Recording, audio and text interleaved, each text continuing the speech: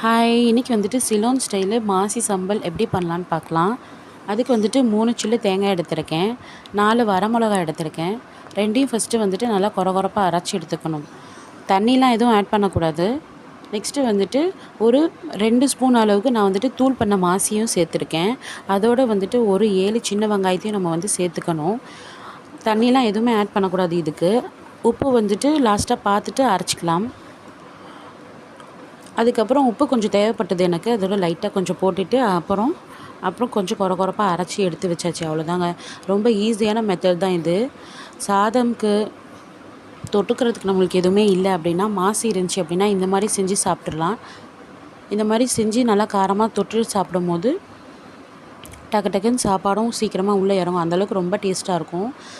ரசம், பருப்பு, சாம்பார் இந்த மாதிரிக்கெலாம் சூப்பராக இருக்கும். அதே மாதிரி டிஃபன் ஐட்டமுக்கு சப்பாத்தி, இடியாப்பம், ரொட்டி இதுக்கெலாம் சூப்பராக இருக்கும். புட்டுக்கெலாம் செம்மையாக இருக்கும். கண்டிப்பாக ட்ரை பண்ணி பாருங்கள். ஈஸியான மெத்தட் தான். பிடிச்சிருந்துச்சின்னா லைக் பண்ணிக்கோங்க, ஷேர் பண்ணிக்கோங்க. மறக்காமல் சப்ஸ்கிரைப் பண்ணிக்கோங்க. தேங்க்யூ.